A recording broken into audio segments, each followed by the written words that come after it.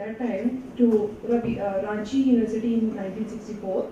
After serving with different consulting engineers and architects for 8 years, he started his own practice in the name of Gogate and Associates as consulting engineers and architects. Deeply interested in Vedic philosophy and poetry, Mr. Gogate continued deeper studies and research in those fields side by side. In 1997, he closed his engineering practice and began conducting a motivational and development programs under the banner of Antpragyan.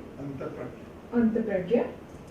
These programs, based on scriptural wisdom with scientific validation, enjoyed great popularity at various public forums, public sector undertakings, schools, management institutions, etc.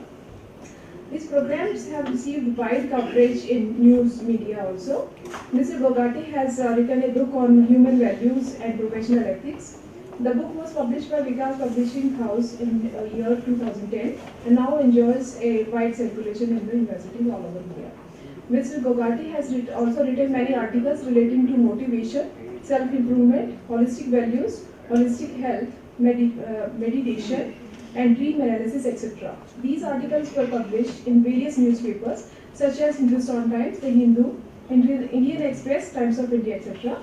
Many of these articles have also been published by popular magazines like Life Positive, Management, Compass, etc. Some of these articles are available on the website innerconscious.com. Mr. Govind is also Vice Chairman of Prakriti, the Trust of Prakriti Foundation. And Prakriti is an NGO working in the field of empowerment and development of women, active in more than 300 villages of Maharashtra, Madhya Pradesh, Chhattisgarh for past 25 years. So with this short introduction, I invite Shri Subhash Balachandran to deliver his talk. Thank you. Hello everybody. It's nice meeting you all people over here, and topic being ethics, values, and so many things. I'll just tell you my experience. When I joined engineering college in 1960, that time also in our curriculum, ethics and morals was a subject, and that was, as is said everywhere, that was compulsory. But compulsory means the student had to appear at the examination. There was no condition that he should pass the examination. So naturally, very simple thing was happening in the college. There was no class all the 4 years, and everybody used to enter the exam hall at the time, fill up the form, fill up the details and everything. And within 10 minutes of his entry, he used to walk out. Why was this? Nobody was interested in learning those subjects. It's not that those people must not have learned these subjects and willingly followed so many things, so many values and everything. But while you give something, you have to keep the selfish interest of the other person who has to take it. That time a person who is coming to an engineering college to learn engineering, he said, what's all this? And if I can do engineering without passing in this paper, it's perfectly fine. That means whatever we want to give, even we want to give alms, भिखारी को भी ढंग से देना चाहिए. One of the values, because we'll be coming through that. So whenever we give something, any lecture, any subject or anything, in the title, put something which brings his attention, that he must feel that he has got some personal interest, some personal benefit from this attending this course. So when time came, I also did the same as other students did. I also did not write the papers. I also did not attend any class because everybody was doing the same thing. However, for values, I was interested right from my childhood. My grandfather, my mother's father, was a very, very renowned Sanskrit scholar in Maharashtra, Pandit Mahadev Shastri Karandikar. He used to be called दशग्रंथि। दशग्रंथ कौन से हैं? 4 वेद और 6 षट शास्त्र, न्याय, वैशेषिक, शेषवर सांख्य, निरीश्वर सांख्य, तो पूर्व मीमांसा and उत्तर मीमांसा. That is the crux of Vedas. And after the Veda, after the षट shastras, 110 Upanishads were written, further explaining all these things.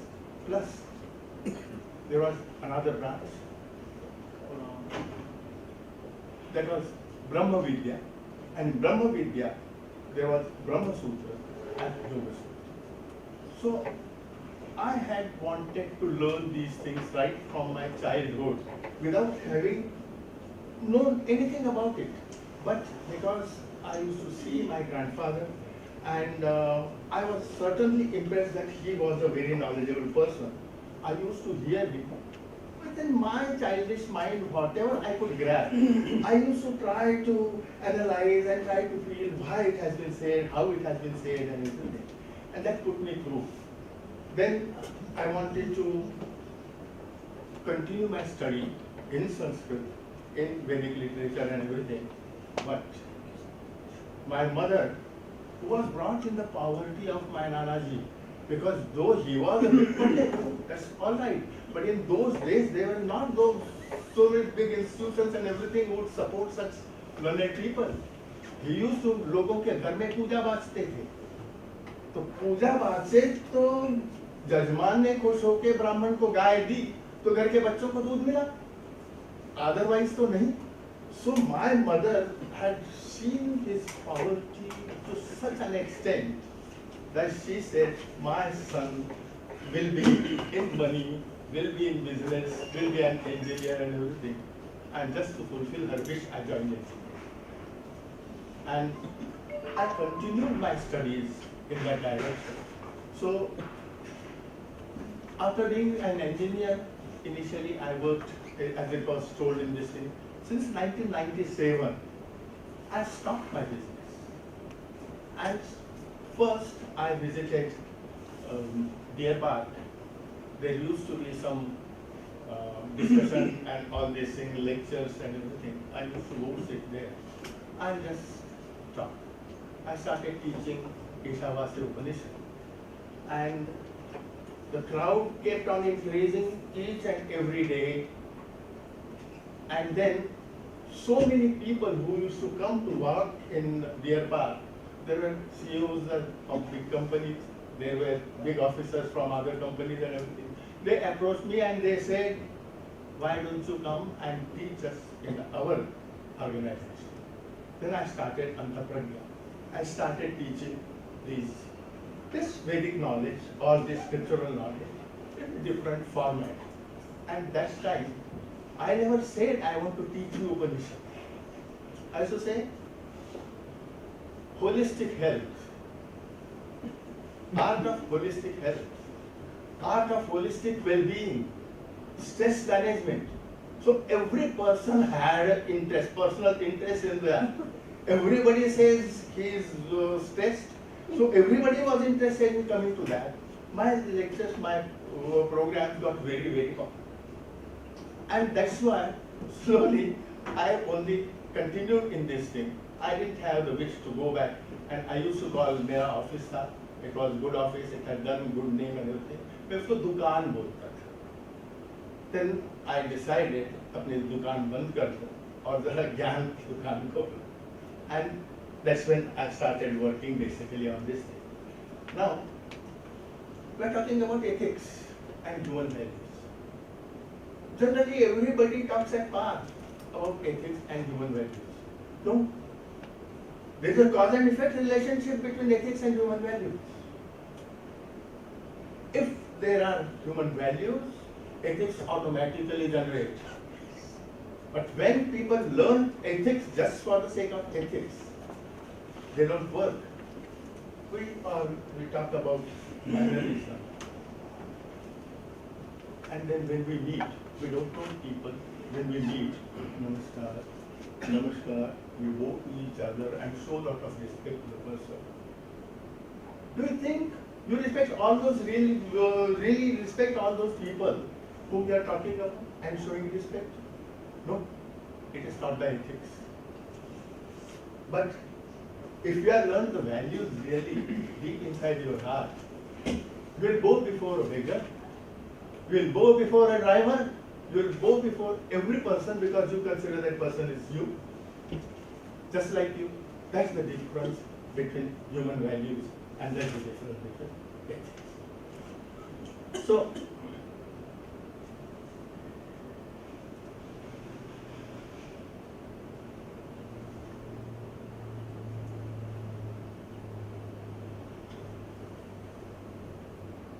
when we say values and we talk about values are falling and everything, no, we are not really true about it. Values are not falling. Values are there, but values are not becoming effective collectively.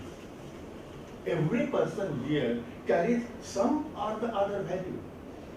Even a pickpocket also has got some value. Many of them, they go and they put some money into some dan path.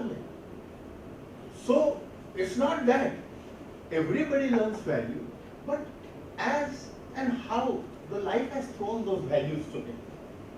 So, in the living process, we have got many different reasons to collect values. Only that we should be open to it and we should want to accept it. Environment were brought with it. Say, tomorrow a man had an accident, motorcycle accident, और वो सड़क पे गिर गया. All of us will pass from our cars, will look at it. Somebody will say, "Oh, sorry, बेचारे का accident." Nobody will stop. Nobody will ask. Nobody will help. Everybody will pass. Now, we judge people for values and everything at our own level. Now, have you considered what that person who is sitting on the footpath, he is not able to walk because he is injured, what that person must be thinking? The first thought he must be getting at that moment is, look at the world. If somebody could stop and somebody could help drop me at some convenient place, take me to a hospital or take me to some place and everything. Now, let us reverse it. The same man, after a few years, he is driving along the same road and he finds another man who has got accident and is sitting on the footpath. What will that man do? Logically, everybody will say he will stop and he will look after him. Again, there are two views.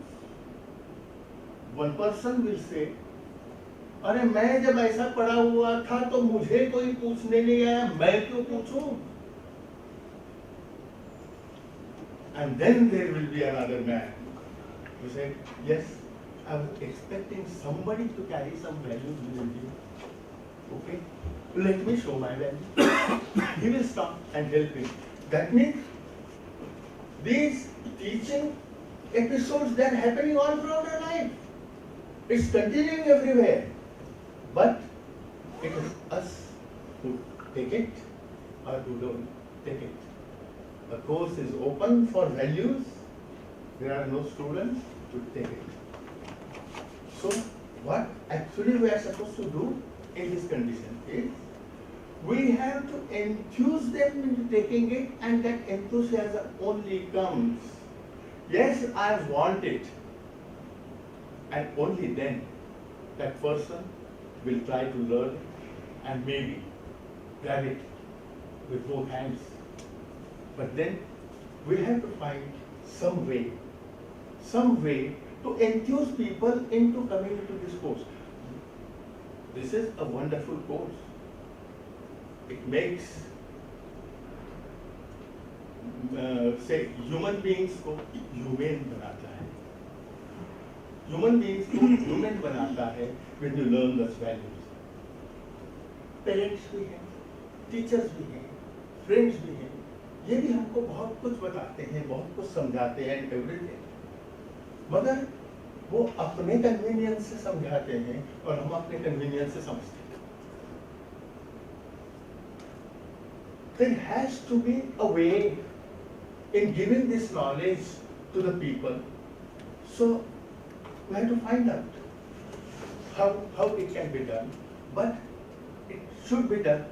अब values के education की कोई कमी है हिंदुस्तान में? हर पंडित उठ के खड़ा हो जाता है और जाके बस लेक्चर मारता है, हर लोग जगह जगह पे, और आप कुछ नहीं, आप जाके सब्जी वाले से कोई वो ले लिया, दो चार भाव के लिए अगर कुछ वो हो गया ना, वो भी दो चार फिलॉसफी की बातें सुना देगा आपको, छोड़ेगा नहीं.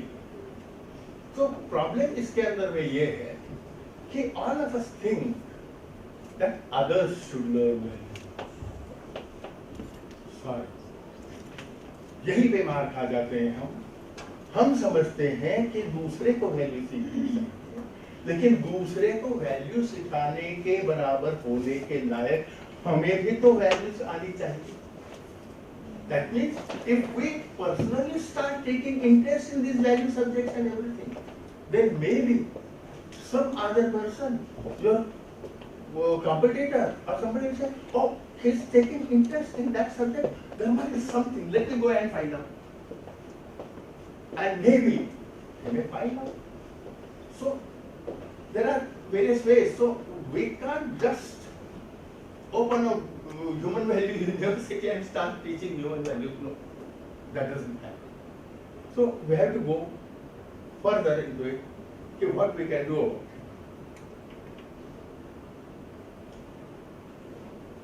As I said, that all of you have learned values in some form or the other form.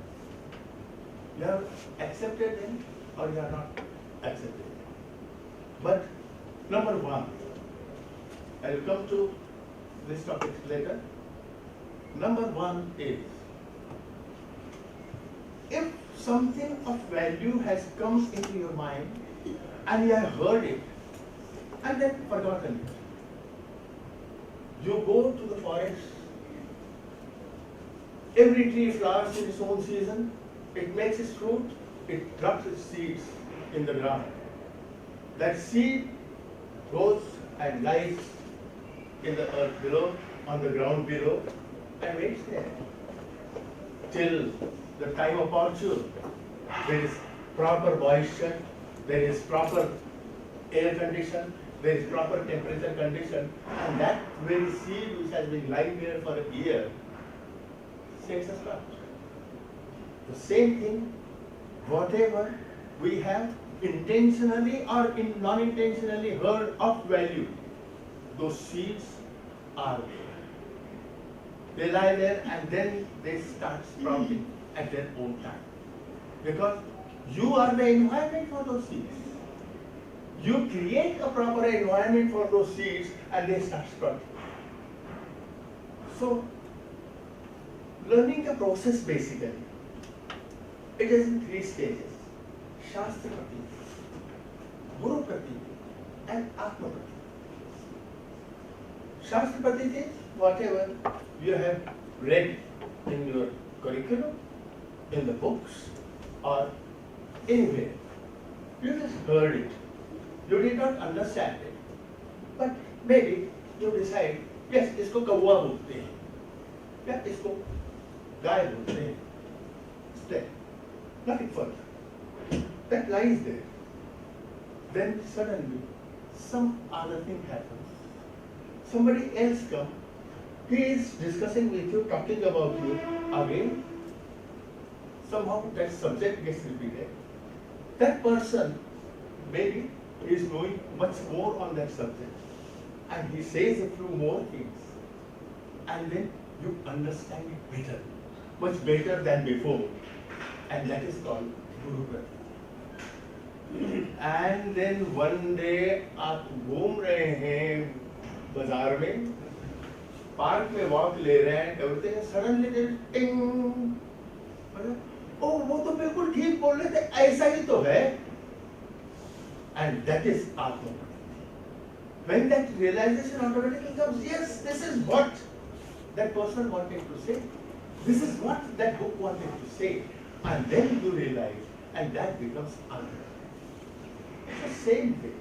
From our environment and from everywhere, whatever input of knowledge, of value comes to us, it lies there dormant for some time.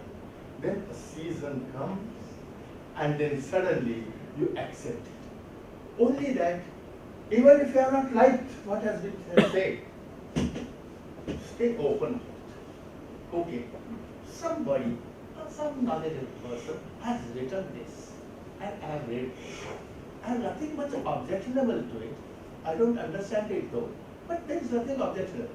So take that neutral stance that will come and mature in your mind, in your awareness, one day or the other.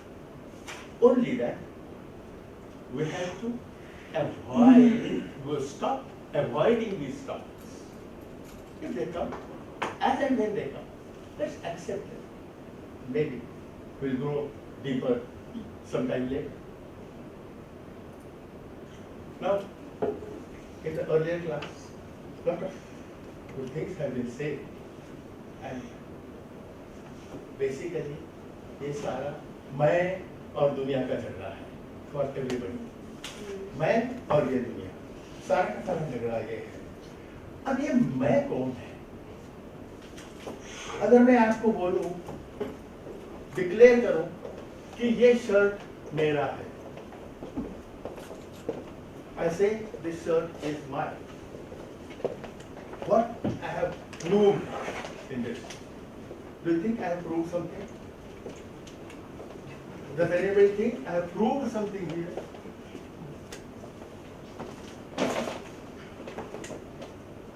No?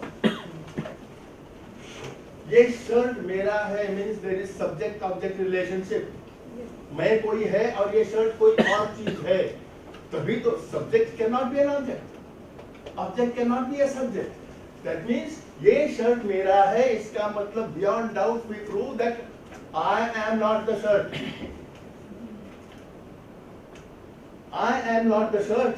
I am something else. Okay, shirt has proved something. Let's say, whose hand is this? If it is mine, I am not the hand. Whose body is this? If it is mine, I am not the body. Whose intelligence is it which is making this statement? Mine, that is, I am not the intelligence. Whose wisdom is it? Again, if it is mine, I am not the wisdom. Then if you are not the entire body, you are not anything of this body, then who are you?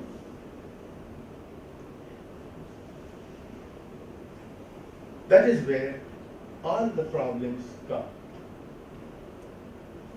That me and mine, ये relationship जो है, हम mind को me बन जाते हैं. शरीर मेरा है और मैं शरीर बन गया, मैं इस शरीर के लिमिट में ही सब कुछ सोचता हूँ और मैं शरीर के लिमिट में ही बात करता हूँ. जब तक मैं इस शरीर से बाहर नहीं निकलूंगा तो मुझे मैं की पहचान होगी कहाँ से? So this physical body is just a tool provided to you by the nature. In this tool you live, you enjoy this world or you worry about this world, whatever you do. But everything that you do is going to be done through this body, and that's why this is just a tool to react with people, interact with the people, interact with the entire world, and all these things, feel, hear, see, all these things, but the body is there. And then that me, if I say, is that I am not this body, so you also are not the body. And none of us, none of you are these bodies which are sitting over here. Then, as bodies are different from the minds or from the awareness, let us say, all the bodies have vanished from here, but we are here. The awareness does not die. Awareness को कुछ नहीं होता. ये सारा का सारा awareness जो है, ये एक ही जगह पे है. Won't you call it collective awareness of this room? There's a collective awareness. यहाँ पे जितने ग्लासेस रखे हुए हैं, उन सब ग्लासेस के अंदर में पानी भरा हुआ है. उसमें पानी भरा हुआ है. इस ग्लास का पानी और उस ग्लास का पानी सारे के सारे एक हैं. कोई फर्क नहीं उनके अंदर. लेकिन हम आइडेंटिटी जब लगाते हैं दुनिया, तो इस ग्लास को हमने नंबर 1 डाल दिया, दूसरे को नंबर 2 डाल दिया, दूसरे नंबर 3 डाल दिया. इससे पानी नंबर 1, पानी नंबर 2, पानी नंबर 4 हो जाता है क्या? पानी तो वो पानी ही रहता है. नंबर 1, नंबर 2 ग्लासेस के हैं. इसी तरह से हमारे आपके सबके नाम जो है ना, ये नाम, और हम कहते हैं मेरा नाम. सॉरी, व्हाट मेरा नाम? इस शरीर का नाम है. मैं इस शरीर से बाहर यहाँ पे खड़ा हो जाऊं तो आप इस शरीर को ही देखेंगे, मुझको तो आप देख ही नहीं पाएंगे. तो मैं अगर ये शरीर नहीं हूं तो इस शरीर का नाम भी मैं कैसे हो सकता? So all these names and everything, they are just perishable items. Everything, we are something else. We are not that. And that is where we learn how to deal with others. If the person standing there, he is sitting there, he is very strong and everything than me and everything, so there will be this thing, he will say he is stronger, I'll say I am weaker and everything, that the difference comes. But when these glasses are broken, then he and me, we are the same. All of us are the same. And that is the collective awareness. As soon as we start getting the feeling and understanding of this collective awareness, most of our problems vanish. So we'll go further. And now, in these physical bodies, we have certain needs, and they are the basic needs. Survival of the self, चाहे जो भी condition हो, in whatever state we are, everybody will fight for his survival. If somebody comes with a gun or whatever it is, I will try to fight it till the end, that I don't want to die. That's the basic need of every living being, survival of the self. Then next comes maintenance of the self. प्यास लगे तो पानी पियो, भूख लगे तो खाना खाओ, क्योंकि उसके बगैर भी सर्वाइवल नहीं है. So, maintenance of the self, then sustenance of the self. धूप में घूम रहे हैं, एक पेड़ की छांव थोड़ी सी आती है तो खड़े हो जाते हैं. We want to sustain our body from the disturbance of the atmosphere and everything. We want to cool. We want to keep our bodies clean. We want to do so many things about the body and everything. That is the sustenance of the self and survival of the species. Survival of the species, well, without that, no species will continue.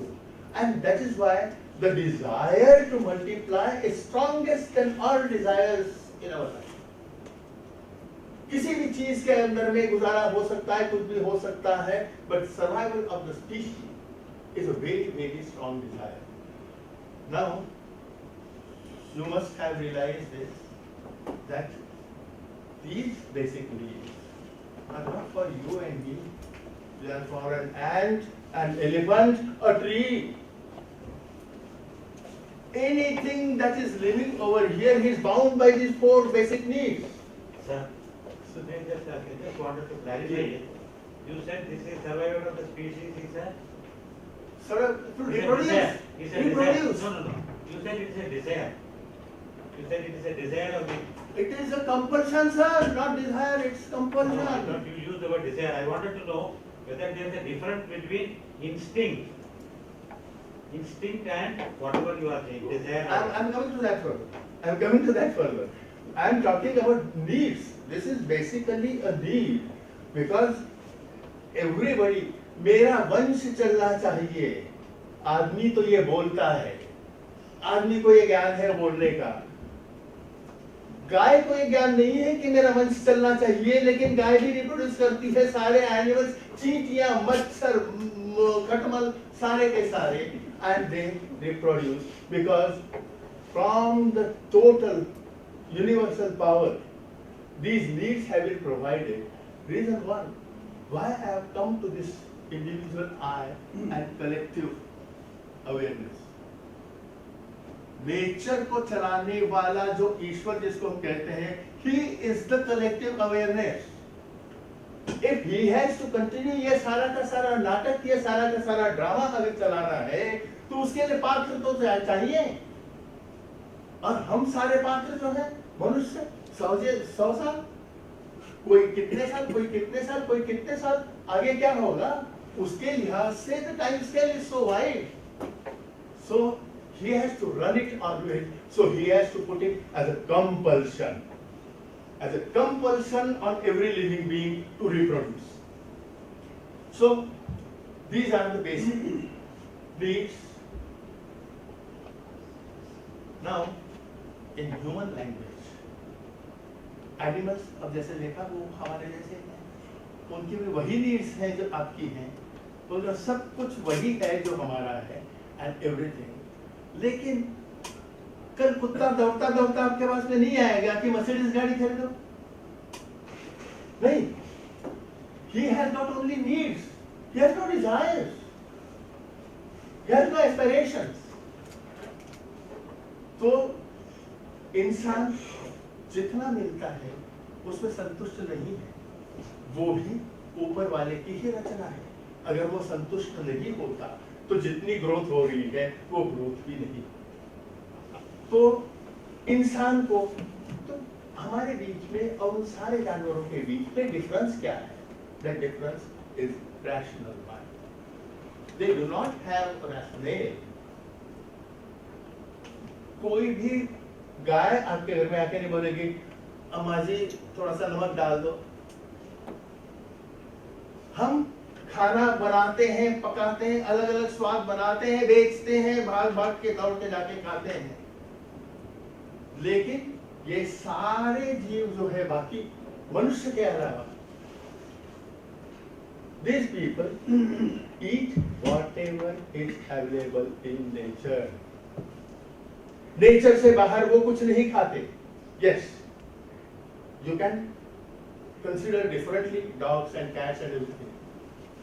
लेकिन because dogs and cats आपके आश्रय में रहते हैं, आपके आश्रय में रहते हैं, तो आप जो खिलाएंगे वो खाएगा. एक स्टॉन्च साउथ इंडियन अगर एक अल्सेशन कुत्ते को पालता है, वो घर में मीट तो बनाता नहीं है, चिकन तो बनाता नहीं है, तो कुत्ता क्या खाएगा? वो इडली डोसा ही खाएगा.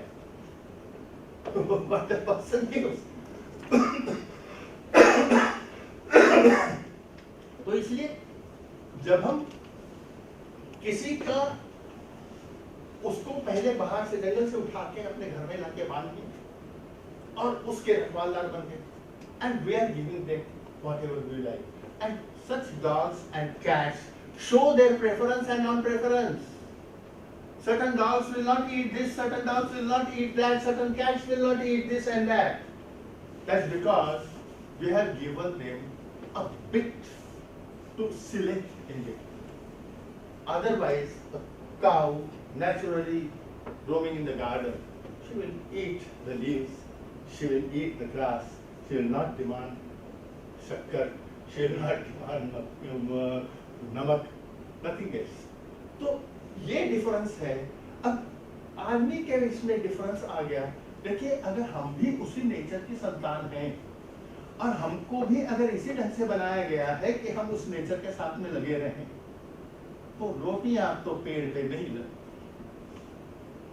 चावल तो पेड़ में से गुठलियां बना करके नहीं निकलता, वो हम बनाते हैं, क्योंकि उसके अंदर में हमारा अहंकार, और हमने ये बना दिया, ये बहुत स्वादिष्ट है, ये बहुत अच्छा है, and everything. So that is the rational mind. Now I am calling it rational mind all the time, but all of you are aware we use it most irrationally most of the time.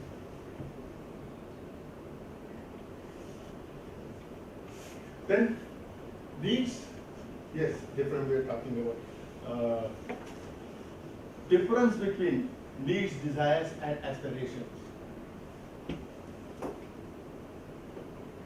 आपको, आप अपना regular खाना खाते हैं, regular जीते हैं, उसके बाद में you desire to have a car, maybe a Mercedes, and then you aspire to have a fleet of Mercedes cars at your house.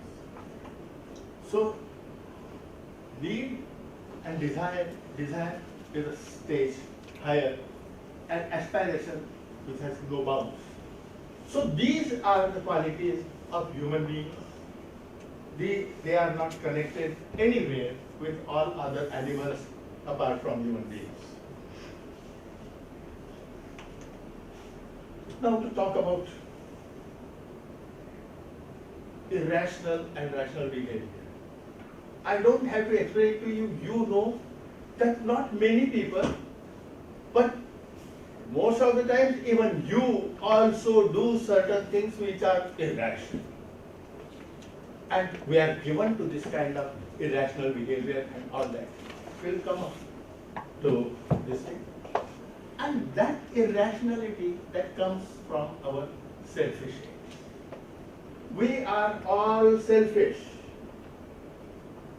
Whatever somebody may say, no, I am not selfish, I am just white-hearted and everything, sorry, you are all selfish. Abraham Lincoln also used to say the same thing. We are all selfish, and anything that we do must have a selfish motive behind it. Many people disagreed with him.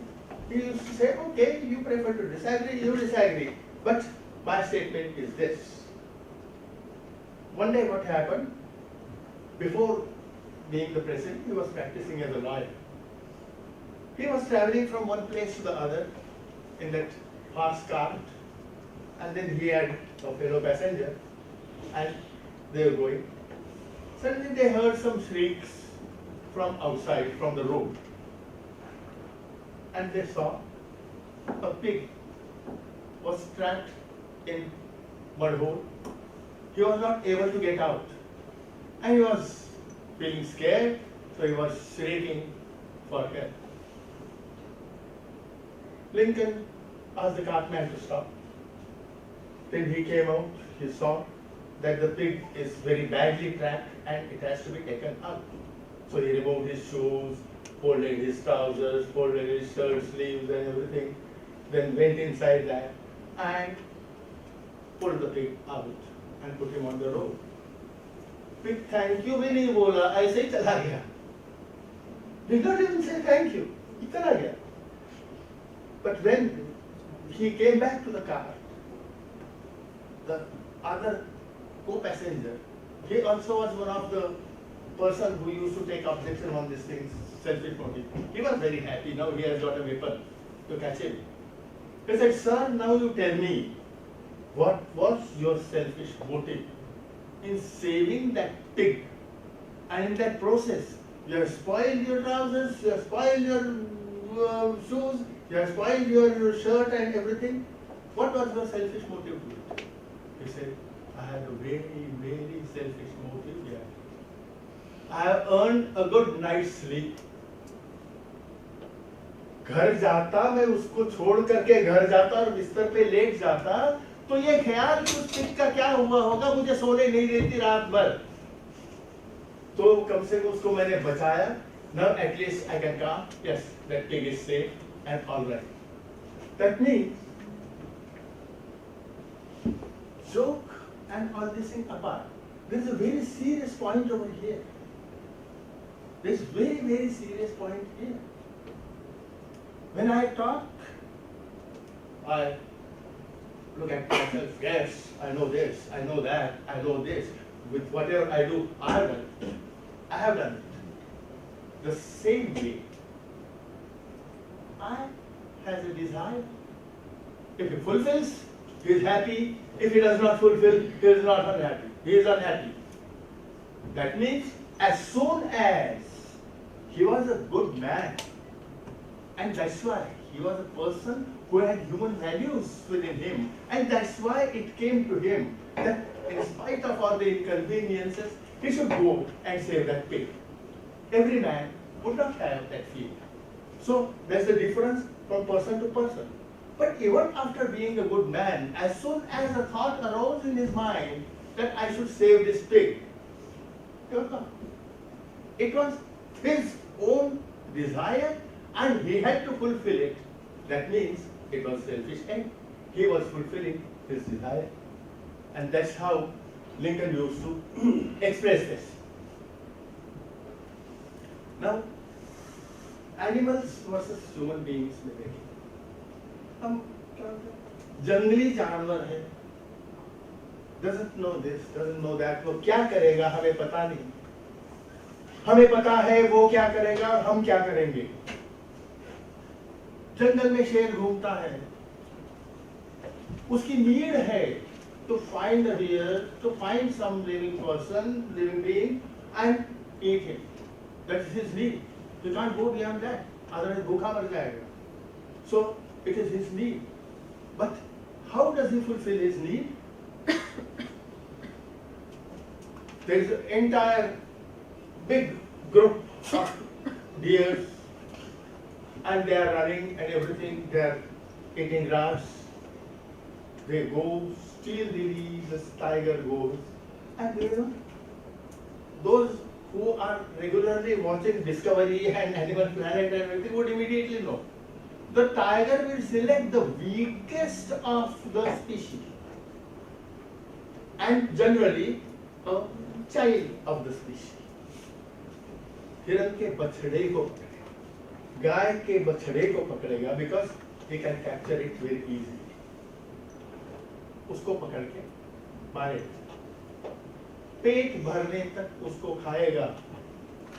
Mind you, पेट भरने तक उसको खाएगा और उसके बाद में उसको छोड़ के चला जाएगा. जब तक उसका पेट नहीं भरा उसको खा रहा है, अगर कोई दूसरा जानवर आता है तो he will threaten him. लेकिन पेट भरने के बाद में he will just walk away from it. There is a provision of the nature. There are also eaters like vultures. There are jackals. There are hyenas who cannot hunt. शिकार करके नहीं पकड़ सकते हैं, तो उनको it's their word as undertakers of the nature.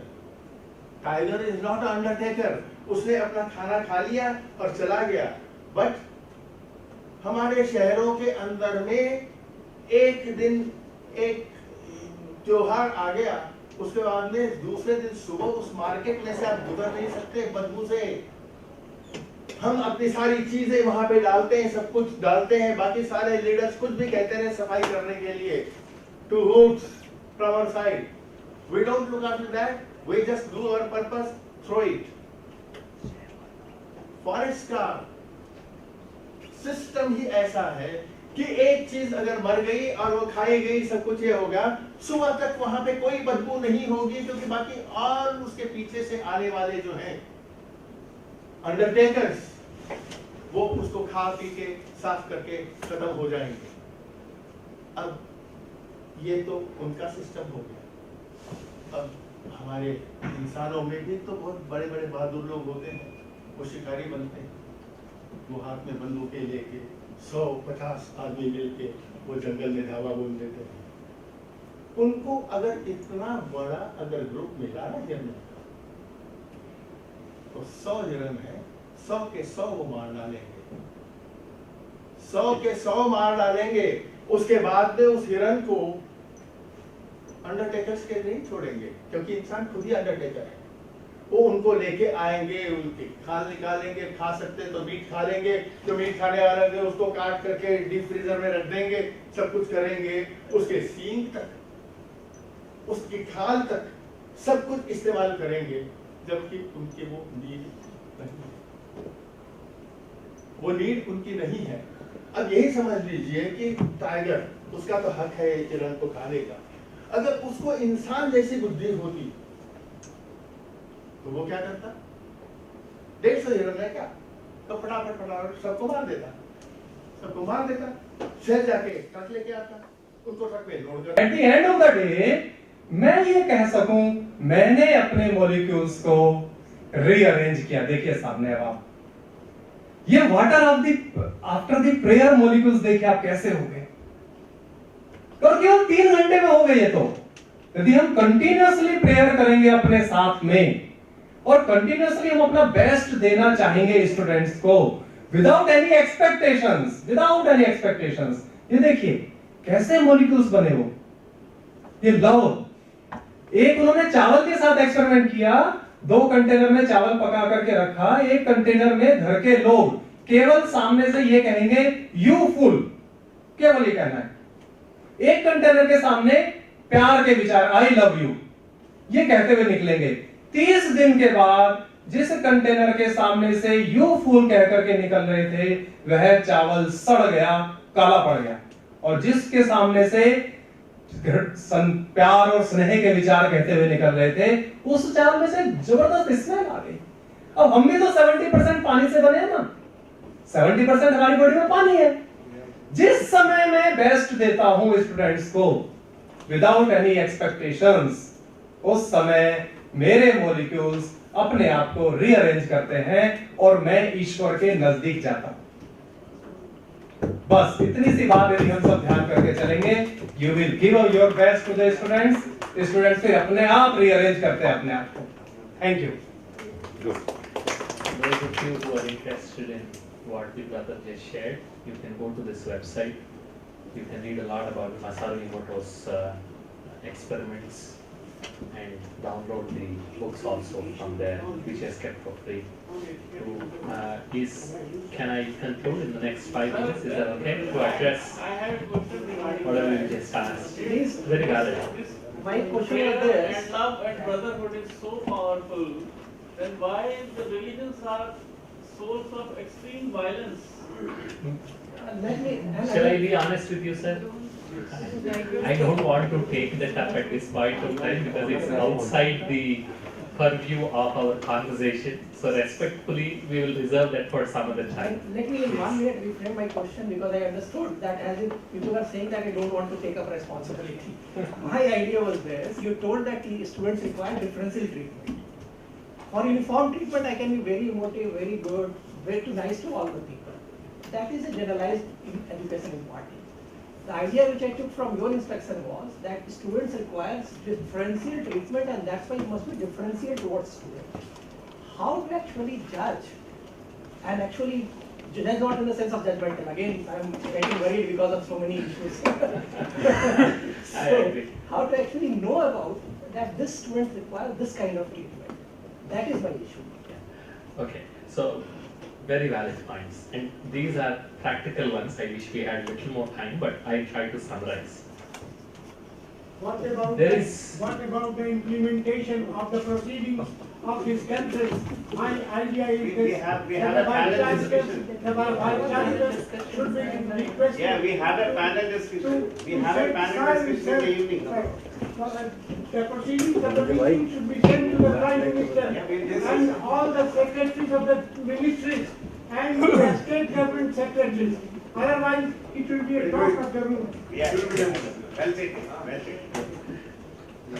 One very first thing, the context of this presentation, the intention I had was, first, there is no one absolute method.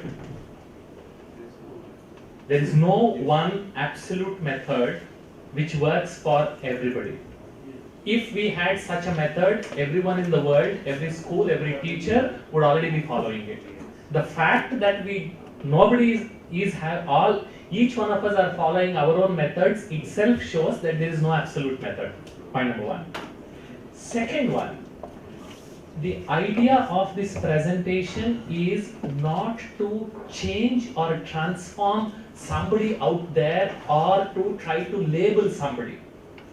The idea is to check whether I am already labeling a student in particular manner. Judging is different from being judgmental. Very good point, and I won't go into the details because I guess all of you understand that. The point of this presentation was, when I am treating a student from my side, is it possible to be as non-judgmental as possible? It has nothing to do with you grading their performance. That's totally different. You have to grade. You cannot give A grades to every single student, then you will be called a lousy teacher.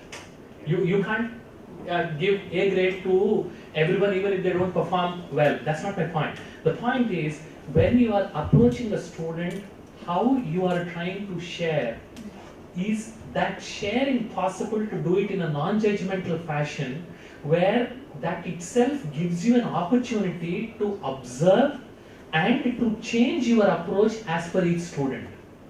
When you are approaching, that approach itself is cognitively filtered because of your beliefs based on what you observe in your students in terms of their one or two behaviors. My point was, can we catch ourselves there and not become judgmental? That was more important. It was more for myself, more than about the student itself. Because what the student wants to pick up, he or she will pick up. Whatever they want to invest, they will invest. But from my side as a teacher, I should not be influencing them in a wrong way because of my belief. It is more about awareness of changing my own approach rather than worrying again about whether it is influencing the student or not. Right? To borrow from your legal jargon, even if 100 culprits are set free, one innocent should not be impacted. This is exactly the same. As a teacher, is my belief wrongly labeling somebody? Am I wrongly judging somebody? Or am I open? That's all is the intention. And this is not the panacea. This does not solve all the problems. And in terms of standardized tests, I mean, having been in this field and having studied the psychology, not in the sense that you have just mentioned, sir, I did spend more than a dozen years in many of these areas and even experimented with my own team members. Standardized tests to a certain extent are good, but the biggest problem is human nature. By its nature itself is so complex, and as soon as you standardize it, you bucketize. To a certain things, it's useful, but not in general for every competency. And in terms of the Pygmalion, let me complete, just 1 minute. In terms of this Pygmalion effect, I'll share my own example. There was this team member of mine who, after the first 1 year, my boss said, you fire these folks because they're not performing well. Clear enough. He said, they're not performing well, you fire them. And I told him, I don't think that they have been given enough rope. We should allow little more time, because I can see that these people are hardworking. From your perspective, they may not be quick, but they are hardworking. We need to invest little more time. And that's what I did. And those two went on to complete more than 10 years. They moved from software testing to software development, and then they went on to become managers. One of them, whom my own team lead said, this fellow is no good, he is a laggard, he is slow, we should let go. I insisted he be given little more time, had a few conversations, now he is about to complete 10 years and he is one of my assistant managers. And I also agree with you, we do not have unlimited time, we do not have unlimited resources. There are cases where I myself fired people for they not shaping up. within the given time, because that time is not unlimited, resources are not unlimited. I completely understand. But when I approach, when I try to judge their performance, am I being as non-judgmental as possible? Or is my judgment itself coming from my a priori beliefs? Whether it is about me being my behavior with my students or my behavior with myself. As I was sharing about that puzzle, solving the puzzles example. So I take this tool more as making me more aware of my own belief system, of my own traps that I might be falling when I am dealing with my students. That's where it stops. Because if I extend it beyond that, then we will land up into all these problems. And I have never suggested this as a solution for those kind of problems. They will be there. But as a teacher, can I watch myself? Can I reflect myself? Can I catch myself? So that in no way will my beliefs or my a priori judgments impact any of my students. Does that help? That's all is the goal that I had in presenting this. But it's a good point. Next time when I start, I'll create this context and then start. So that it doesn't keep bothering as you move ahead with the session. It has to be appreciated that I am not a teacher who is not trying to invest. As the person was committed. I wanted to ask you just a small Please, question. go ahead, sir.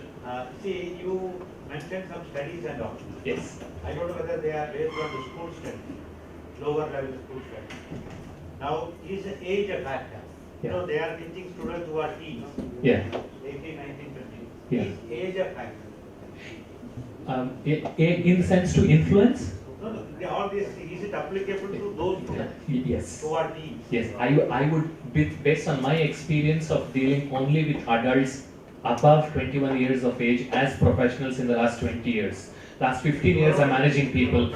I can clearly say, based on my experience, this does have an impact. So the studies The that way you I want believe, to students. what I believe about my team member's performance or his capability definitely has an impact on his other In performance. technical sense, what he is saying is this, that in school kids, we have less of prejudices on other side. Correct. In law schools or say engineering classes, the students are also having their prejudices. Exactly. So that is that what is I a, was that is Yes, yes, I agree with you. And one more thing, I think kids in schools and the 21 years plus you are talking about are two different categories. In 21 years they are more mature, they are in job and all that.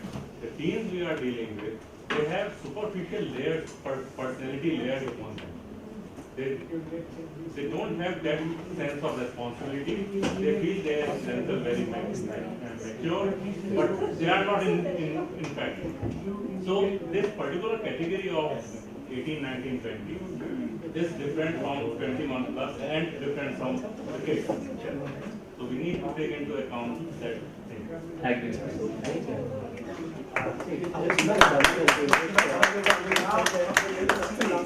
In the first place, I extremely am expressing gratitude to Shri Balakishore ji that he is already so much of preoccupied, I know, but despite that, what we were expecting from him was that perhaps 1 hour will be enough, but now I feel that his lecture should continue. But I know that the food is waiting and the colleagues are also perhaps in hunger. I'm extremely grateful to you for a beautiful presentation which has prompted each one of us. I know that there are certain problems in the implementation, as Dr. Neeraj rightly said, that the differential treatment, how would you give? It's so difficult. You cannot find out a single tool, and the formula cannot be universally uniform. I'm grateful to Sister Kamala also that she has really added beauty to the session. On behalf of the university, I am extremely grateful to all of you, and I invite you for a lunch in the auditorium. Thank you.